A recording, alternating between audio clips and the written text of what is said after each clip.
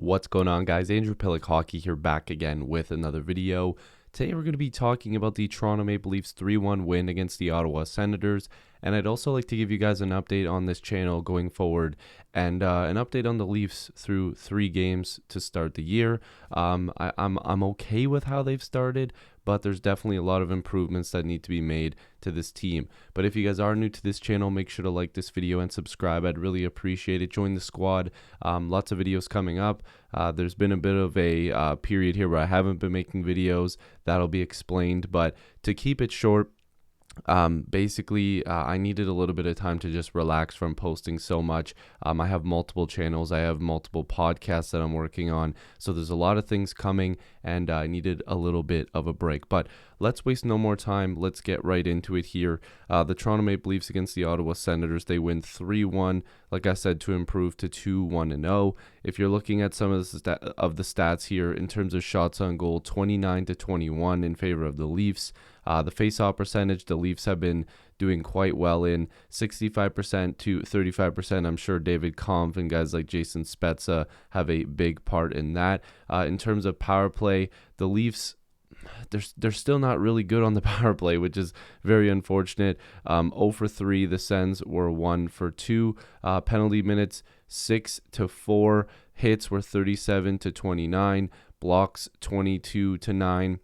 The Leafs threw a ton of shots on net that were blocked, especially there in the last couple seconds when Marner and Tavares couldn't get one in there. And then giveaways 14 to 12, so both teams giving away the puck a little bit.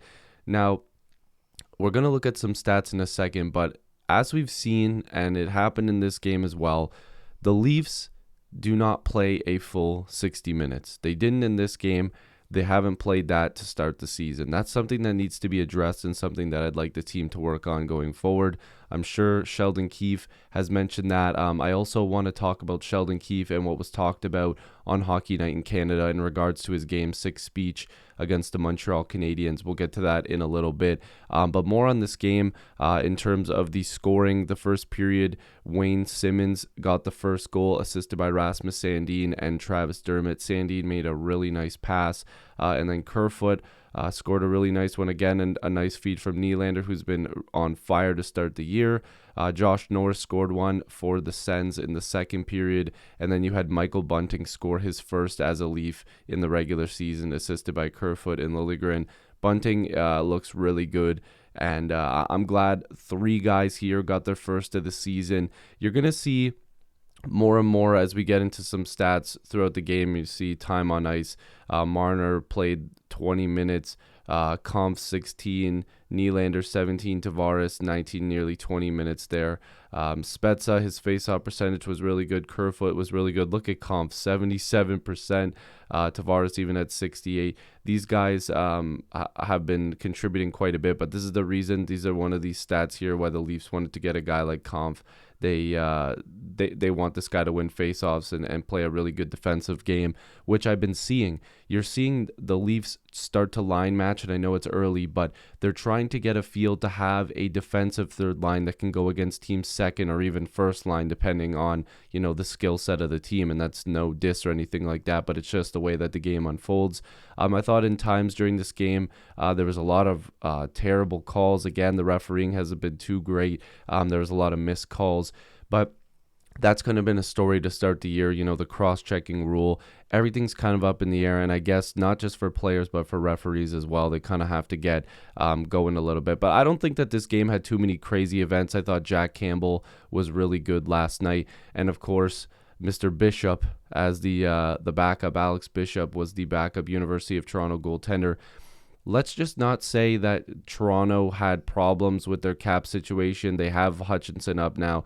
It's not just Toronto. This happened to Vegas last year. It happened to Colorado literally yesterday also. So please, let's not say it's just the Leafs. Teams that are trying to win and are close to the cap have to do things like this. Vegas and Colorado both played with a short bench. It happens, and it will continue to happen.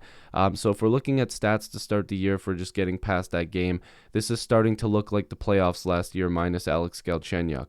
Nylander, 4 points in 3 games. Spezza, 2 and 3. Kerfoot 2 and 3. You got Bunting with 2 and 3. Riley with 2 and 3. Sandin with 2 and 3. So we're getting good production. But again, Nylander and Spezza have been fantastic to start the year. Without the puck, Spezza is also fantastic. Nylander's been working really hard in the corners. But I don't want to hear anybody talking about Nylander again, saying this guy doesn't put up points, he doesn't do anything. Like, it's insane to me. The guy's over a point per game already to start the year.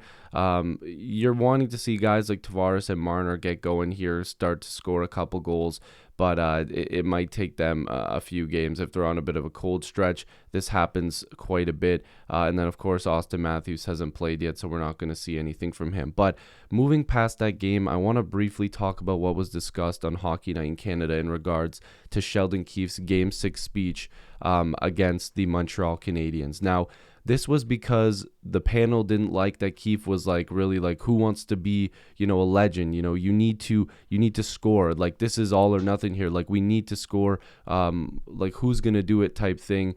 They were saying that the speech was too negative and it wasn't uplifting and whatever.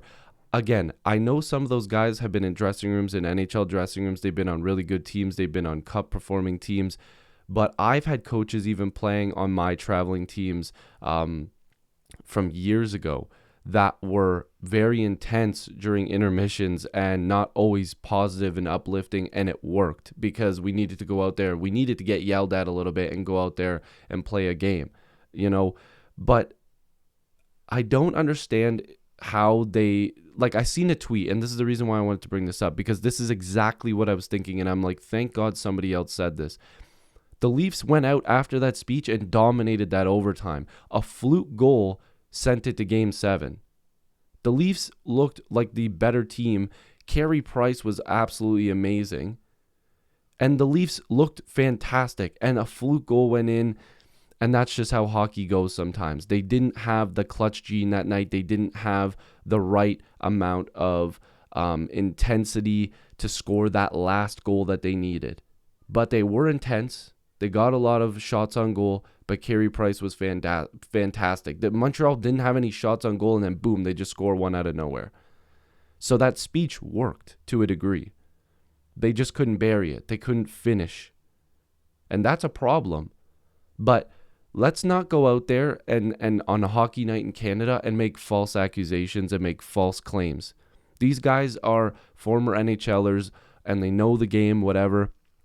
But that was a load of BS, in my opinion. I'm sorry. I'm not one of these people that just nods their head and says yes to everything that these guys say, because a lot of it sometimes is questionable. And that whole thing about how Keefe's speech wasn't working and it didn't work clearly. No, it did until Montreal scored a fluke goal. That speech had nothing to do with the goal that went in. It was the fact that Montreal just scored a goal, and it was, good for them. Nothing against the Habs, but it wasn't like some, oh my God, what a deke, and the Leafs were out of position. No, it just went in. The puck went in. So we need to stop this BS that goes on sometimes where there's no research done and they don't actually look into what happened, because the speech was fine. The Leafs got beat. That's it. So this was just a quick review, a little bit of my quick thoughts. It's kind of all jumbled together because I haven't made a video in a few days. But more of these coming soon. Before I might do previews again. Maybe I'll do like live shows.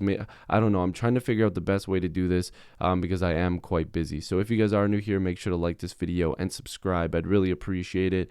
And hopefully I'll see you in the next video or stream. Go Leafs, 2-1 to start the year. Peace.